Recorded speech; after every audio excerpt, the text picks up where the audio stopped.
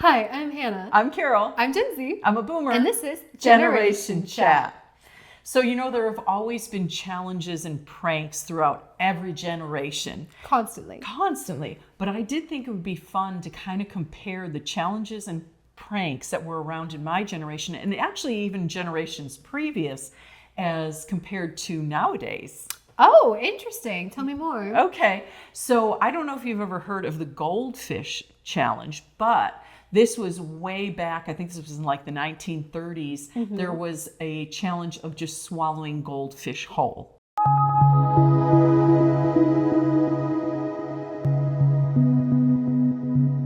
Hey, when you say that, like in my mind, Live, I'm thinking live.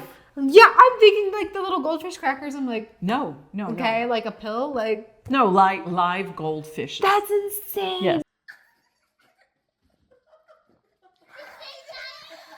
So that was a thing. I think it started around in the 1930s, and it started at some college university, I believe. And then after that, it kind of was a thing, and it just would kind of reappear every so often, right? That's crazy. Yes. Some sushi lover was just like, let me just. That's. Maybe that's how. Could not. Maybe that's how sushi started. Oh my gosh, maybe. And then in the 1950s, there was the phone booth challenge, which was phone booth stuffing. So it would be, how many people can we stuff into a phone booth? And that was a thing. What? Yes. Crazy. So that was kind of funny, but pretty harmless stuff. Maybe a little odd, but kind of harmless. And then what I remember from my day was back in the 70s, streaking became a thing. Yeah. And so if you don't know what streaking is, it's just people would like get, nude and then go running through the street. Come and throw! So yes, running naked through the streets, streaking was a thing. Now, of course, I never did that, but that was a popular thing. Now, there were other challenges or pranks, and sometimes I say challenges because someone might put you up to it, like I dare you to do this, Yes, right? right. Okay, and so then another thing was TPing people's houses. Okay, we used to do that. We used to TP. Mm-hmm. Mm-hmm.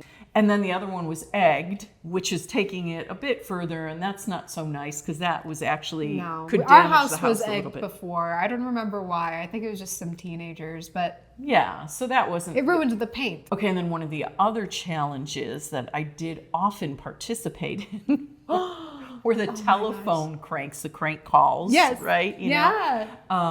And also ding dong ditching. Oh my So- gosh, that brings back memories for me. So yes, ring the Yeah. doorbell and run. Okay, and I don't know why those things were so fun. I think it was the thrill of it. Yes, like, are you going to get caught? And yeah, so that was just so silly, but they were just kind of fun things, basically Yeah. pretty harmless. Yeah. But I thought, well, nowadays you see a lot of these different challenges and pranks and things on a lot of social media, on the internet, and they've taken some of them a step further, and then just some of them just seem just crazy and outlandish to me. They still call it, I guess, ding dong ditching. I'm not sure. But they go and they like bang on people's garage doors or whatever, or beat on them so much to the point where they're like really like putting dents in garage doors. And Well, see, that's really silly. Plus, like, people have Ring doorbells, with like the camera, the doorbell cameras and stuff.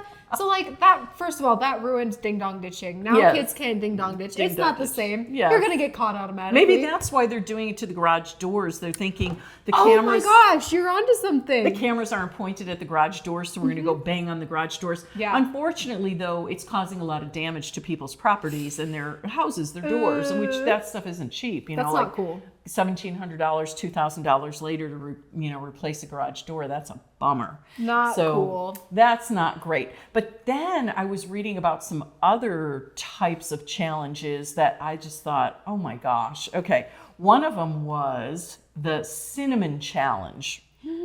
And this actually is very dangerous. Yes. Well, back in the day, I tried the cinnamon challenge because my older brother and his friend dared me to do it.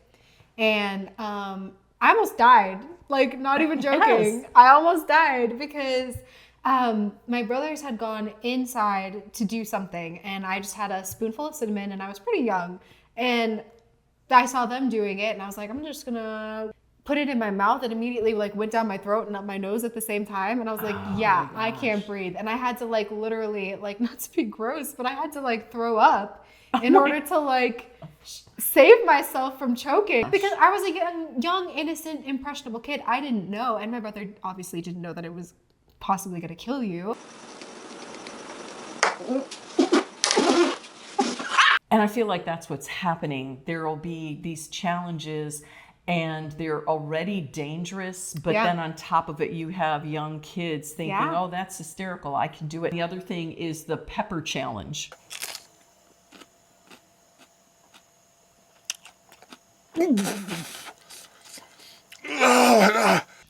Yes, the ghost peppers, the habaneros, all of that sort of thing.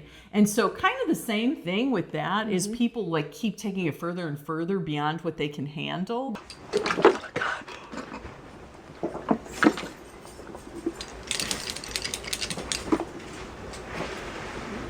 I need something else. I need something else. My face is open. Some people just can't tolerate that much heat. I can't tolerate. So, and they do say that it can be dangerous because it can cause anything from like severe stomach pain to actually causing you to get a hole in your esophagus if it's too hot.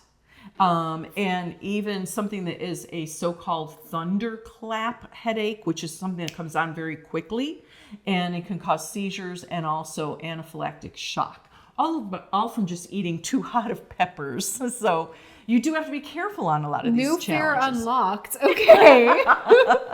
Then, if you haven't heard about it, there's something called a NyQuil challenge where supposedly people were basically, I guess, cooking like chicken in NyQuil. I have never heard of that. I have never heard of it. That sounds so absolutely disgusting. But when they're doing it, they're actually cooking out any of the water, so any of the medicine is getting more and more concentrated. So if you were to eat it, it's like overdosing even on over-the-counter, medication. So wild. It's crazy. Like, why people think of these things and what is the point of them? I don't know.